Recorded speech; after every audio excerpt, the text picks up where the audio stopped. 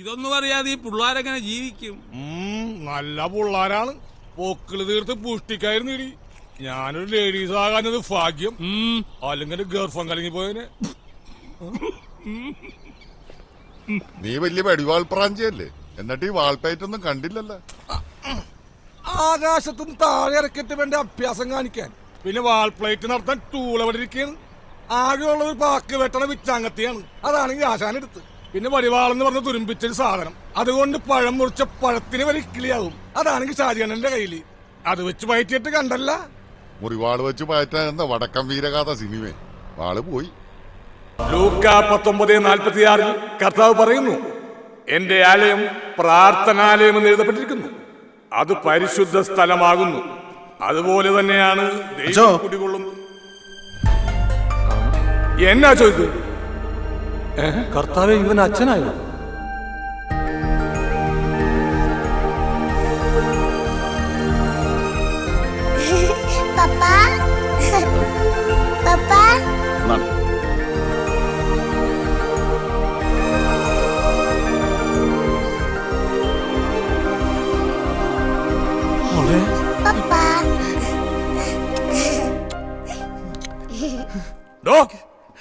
താനെന്ത് തോന്നിയാസോടെ കാണിച്ചത്?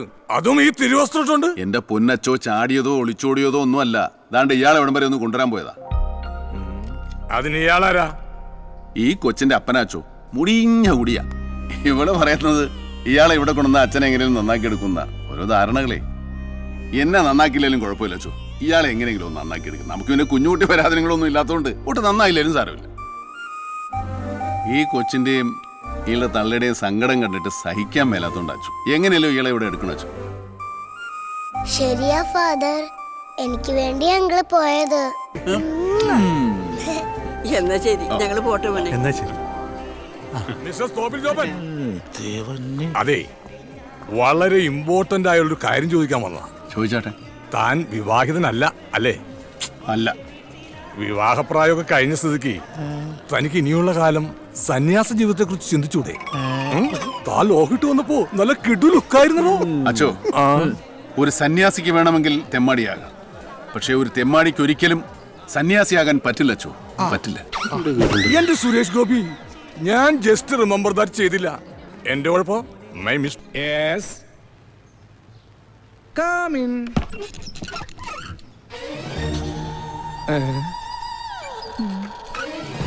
ആരാ?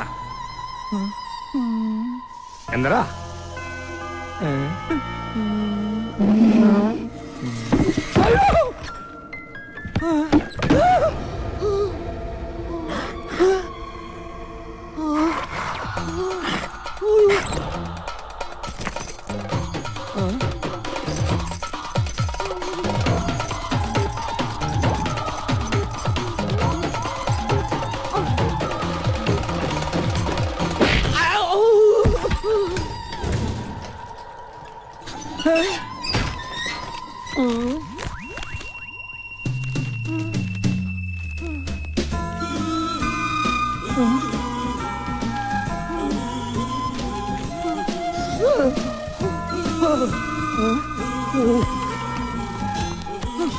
ഏതാധാരണവ് പുറത്തേക്ക് ഇറങ്ങി പോയത്?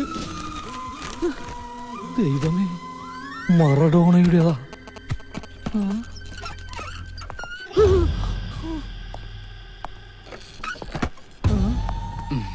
നമസ്കാരം.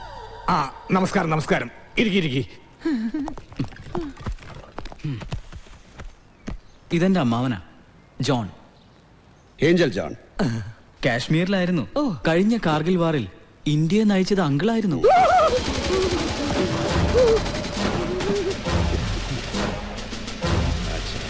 Thank you. 10,80,000 രൂപയുണ്ട്, ഒരു മാസത്തെ പലിശ ഉൾപ്പെടെ. ഡോക്യുമെന്റ്സ് എന്തോ? ആധാരം എവിടെയെന്ന് വിശ്വസിക്കുമെന്നറിയില്ല.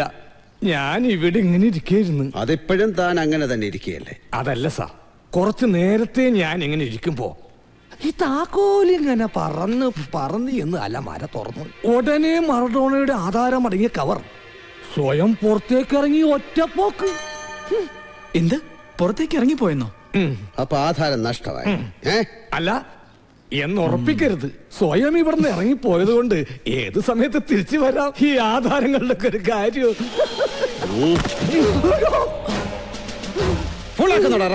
ഞാൻ സത്യം പറഞ്ഞത്. എന്നെ ഒന്നും ചെയ്യരുത്. ഞാൻ പാവോ.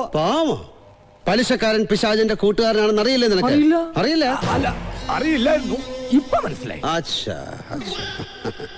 അപ്പൊ കാര്യങ്ങൾ എങ്ങനെ? ഇനി ഇവന്റെ ഈ പൈസ വേണോ അതെനിക്ക്? കിട്ടിയാൽ ഉപകാരമായിരുന്നു. അയ്യോ വേണ്ട വേണ്ട, ഒന്നും വേണ്ട. എനിക്ക് എന്റെ ജീവൻ മാത്രം മതി. ഓക്കെ, വാ പോകാം. ജയ് ഹിന്ദ്.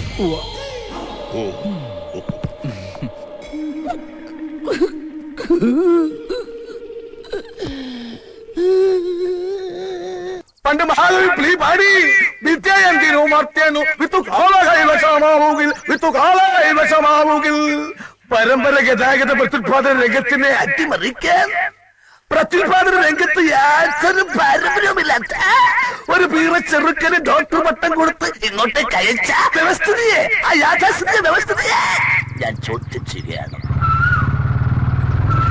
പ്രിയമുള്ളവരെ, ഇന്ന് മൃഗങ്ങളുടെ ബീജം മാത്രമാണ് വിദേശത്ത് നിന്ന് ഇറക്കുമതി ചെയ്യുന്നത്. എന്നാൽ നാളെ മനുഷ്യ ബീജവും ഇറക്കുമതി ചെയ്താൽ, അല്ലെ പുരുഷന്മാരെ, നിങ്ങളുടെ അവസ്ഥ ഈ വിത്തുവാളേക്കാൾ ഭയാനകമായിരിക്കും.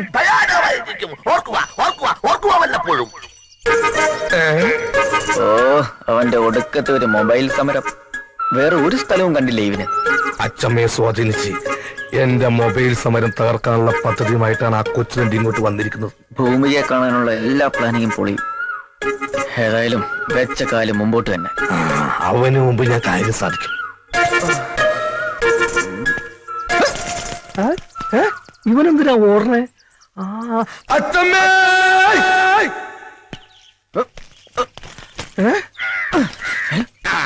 ശരിയാക്കി തരട്ടാ. ആ ഡോക്ടർ ചെക്കനെ കണ്ടോ നീ? ഞാൻ കണ്ടില്ല. അവന്റെ പാണ്ഡം. അപ്പൊ എന്തിനാ അവൻ ഇവിടെ വന്നതെന്നറിയണമല്ലോ. പാടോ. അവൻ വേദന ഒന്നും എടുക്കില്ല കേട്ടോ. സാരമില്ല. അയ്യോ, അയ്യേ, വൃത്തികെട്ടവന് കാണിക്കണല്ലേ ബാലപീഡനം. ആഹാ, ഇതെന്താ എല്ലാരും കൂടെ ഇവിടെ? എന്തിനാ താൻ ഇങ്ങോട്ട് വന്നത്? മൃഗഡോക്ടർ ആണെങ്കിലും അല്പം മനുഷ്യത്വം കാണിക്കണ്ടേ? ഒരു കിടാവിനാണ് മൂക്കുകയറ് കെട്ടിയത്. മിണ്ടാപ്രാണിയല്ലേ, ഒന്ന് വന്ന് കണ്ടിട്ട് പോകാന്ന് കരുതി. അതിന് താൻ എന്തിനാ മതിലിയാടിയ? ഗേറ്റിന്റെ മുന്നിൽ വെച്ച് ദേ ഈ കരിങ്കണ്ണൻ എന്നെ നോക്കി. അയ്യോ അച്ഛമ്മ, ഇയാള് കള്ളം പറയാ. മിണ്ടരുത്. ഇനി ഈ വേഷവും കെട്ടി MLA കാണാനാണെന്നും പറഞ്ഞ് വീട്ടു പരിസരത്ത് കണ്ടുപോകരുത്.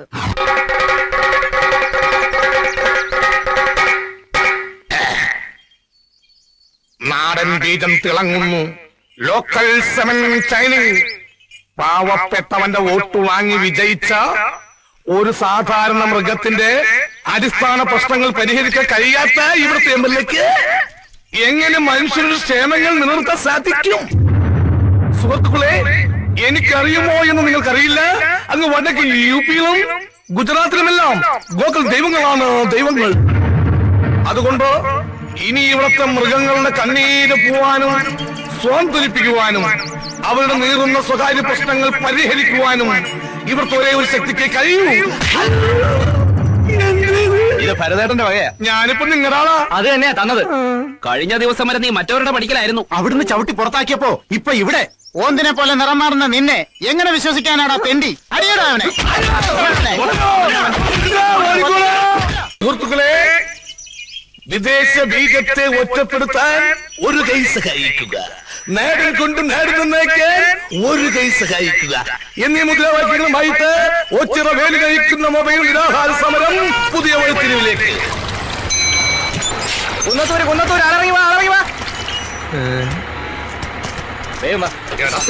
നീ വീണ്ടും വന്നല്ലേ?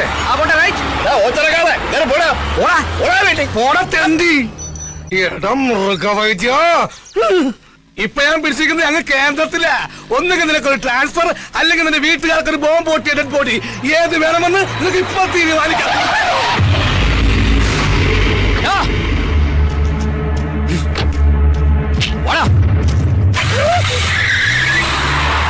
ദൈവം തീരുമാനിച്ച് വീട്ടുകാർക്ക് ബോംബ് പൊട്ടിയ ഡെഡ് ബോഡി പൊട്ടി. ബോംബ് പറ്റി. ഹരീന്ദ്രന്റെ കൈ കൊണ്ടവന്റെ കഥ തീർന്ന്.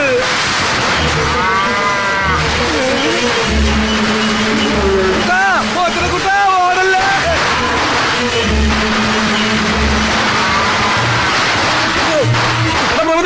ആരിക്കാല ഒന്ന് നിന്നേ. നിന്റെ വിത്തുകളെ കൊണ്ടെന്നെ കുത്തി കൊല്ലിക്കാനല്ലേ? അല്ല, ഈ നാടിന് ഞെട്ടിക്കുന്ന സത്യം പറയാനാ. നിന്റെ അമ്മണിക്കുട്ടിക്ക് ഏത് ടൈപ്പ് കുഞ്ഞുങ്ങളെന്നാ പറഞ്ഞത്? അമേരിക്ക, ചൈന, ജപ്പാൻ, പത്തനംതിട്ട, ഏതാ?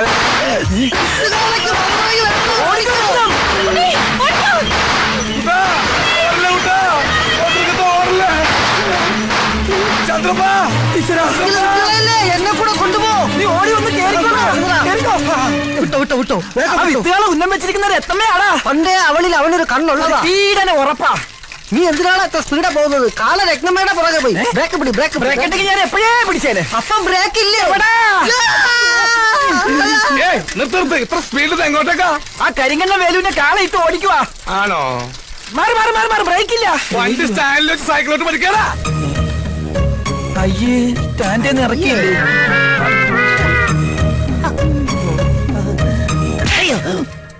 ഇത് നിന്റെ ഡോക്ടർക്ക് കരുതി വെച്ചിരുന്നതാ. അവനത് വാങ്ങാനുള്ള യോഗം ഉണ്ടായിരുന്നില്ല. ആ ഹരീന്ദ്രന്റെ കൈ കൊണ്ടവൻ ചത്ത്. ഇതെന്തിനാ? ഇത് നിനക്കുള്ളതാ. എനിക്കിട്ട് പാര വെച്ചിട്ട് ആ മൃഗവൈദ്യന്റെ കൂടെ ചേർന്നതിന് ഇനി വൈദ്യനില്ലാത്ത ആശുപത്രിയില്ലേ തവിട്ട് ഡോക്ടർ ഞാൻ. ഓ, ഇവന് കിട്ടിയിട്ടില്ലേ? മതിയാ. ഇനി ഞാൻ എങ്ങനെ ആൾക്കാരുടെ മുഖത്ത് നോക്കും? രത്നം, എന്താ സംഭവിച്ചത്? ഇനി എന്താ സംഭവിക്കാനുള്ളത്? എന്റെ മാനം കളഞ്ഞില്ലേ നിങ്ങളുടെ കാള? കാളയുടെ ഒരു യോഗ, കാളയോഗം. അവൻ ഉപദ്രവിച്ചു. ഇനി ഞാൻ എന്തിനു ജീവിക്കണം? ഇത്രയും കാലം കാത്തു സൂക്ഷിച്ച മാനം ഒരു നിമിഷം കൊണ്ട് പോയില്ലേ? അത് പിന്നെയും പോയാ? കണ്ടില്ലേ നാശം. ഇപ്പോഴും അവിടെ നിന്ന് സ്വീകരിക്കുക. അമ്പട കള്ള കാര്യം ഒപ്പിച്ചല്ലേ. ഭാഗ്യവാൻ. അടുത്ത ജന്മമെങ്കിലും നീയായിട്ട് പിറന്നാ മതിയായിരുന്നു.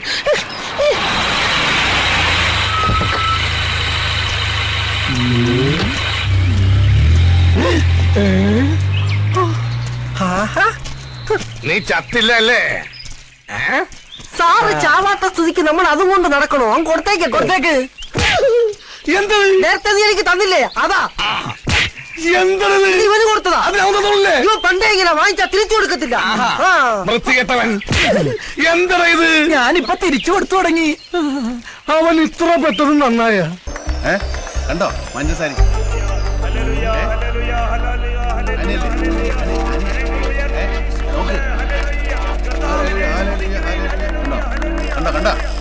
ഞാനെങ്ങും കണ്ടില്ല.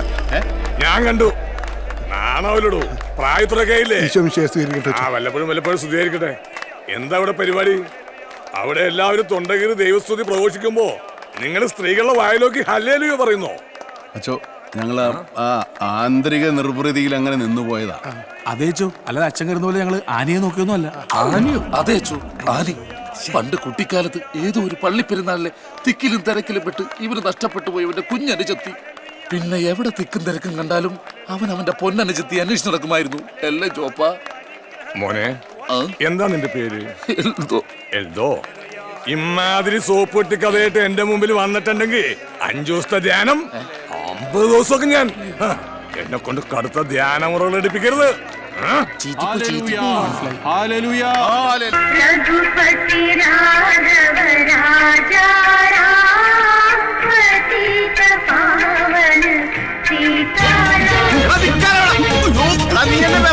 ഓടിക്കരുത്.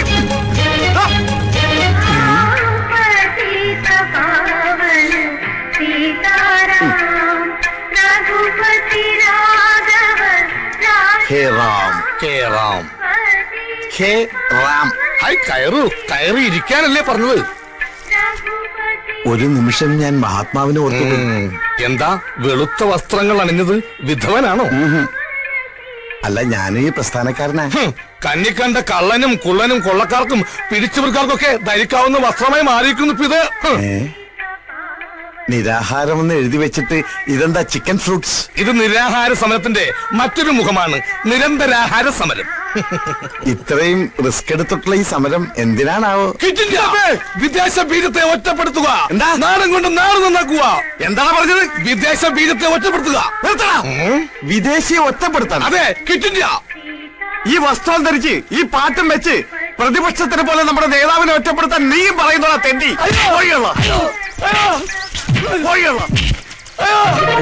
അയ്യോ, ഞാൻ അത്രയും ഓർത്തില്ല. നീ മിണ്ടരുത്. ഇനി മേലിൽ ഈ വസ്തുവായിട്ട് എന്റെ മുമ്പിൽ വന്നാൽ നിന്നെ ഞാൻ ബോംബിട്ടു. അഴിക്കടാ, മുണ്ടഴിക്കടാ. എന്തേത്? ഇതാണ് നമ്മുടെ ആചാരം. കള്ള തിരുമാലി കുട്ടിത്തോക്ക് ഇതുവഴി തന്നെയാണ് ഓടിയത്. ഇതെന്താ പന്നിറങ്ങിയ പുഞ്ചപ്പാടം പോലെ ഉണ്ടല്ല. സമരമുറക്കി ഇപ്പൊ ഇങ്ങനെയായ. നീ പോടാ, ആണും പെണ്ണും കെട്ട താടി വെച്ച 9. അതെ, ഒരു കതറിട്ട തെണ്ടി ഇങ്ങോട്ട് വന്നോ. ആ തെണ്ടിയാണ് എന്നെ ഇങ്ങനെയാക്കിയത്. ഒറ്റ നോട്ടത്തിൽ ഈ കരിങ്കണ്ണുകൊണ്ട് അവന്റെ കാലുടുക്കി. എവിടെ? എന്റെ കണ്ണും പിടിക്കണില്ല, കാണാൻ പറ്റുന്നില്ല. ഒരു കണ്ണടച്ച് ദേ ഇങ്ങനെ ഉന്നം പിടിച്ച് നോക്ക്. ആ, ഇപ്പൊ കണ്ട്. സമ്മതിച്ച്. നിന്റെ ഒറ്റ കണ്ട കാഴ്ച അപാരം. അയ്യോ അയ്യോ, എന്റെ കണ്ണ് കാണില്ല. ചേട്ടൻ പോയിട്ട് ചേച്ചിയായിട്ട് വേഗം വരാത്ത.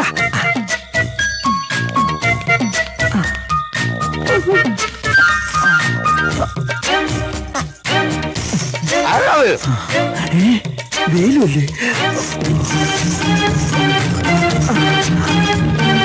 ബാൽക്കണിയിൽ ആളുണ്ട്.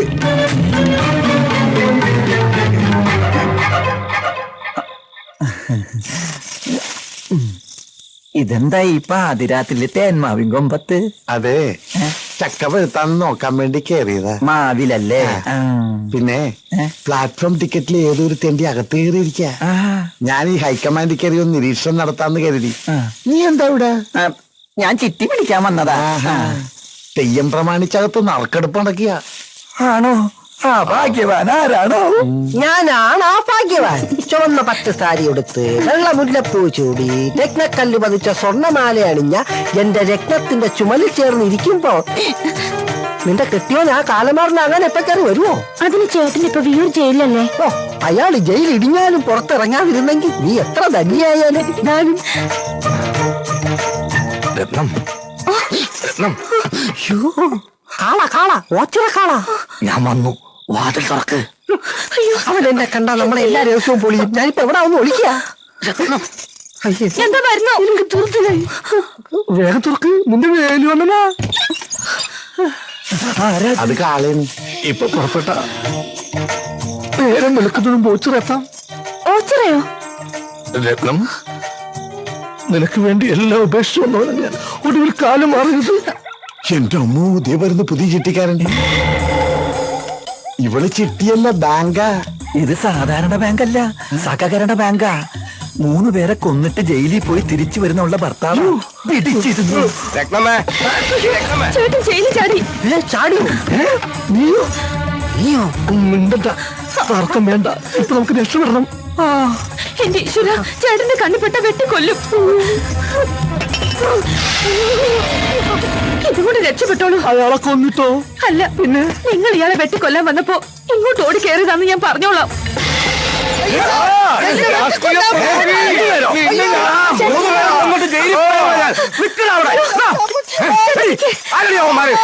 ആ മെലിഞ്ഞ പാവത്തിനെ കൊല്ലാൻ വന്നപ്പോ ഇങ്ങോട്ട് ഓടി കയറിയതാ. ഇനി മുകളിലുള്ളവൻ കാക്കണം.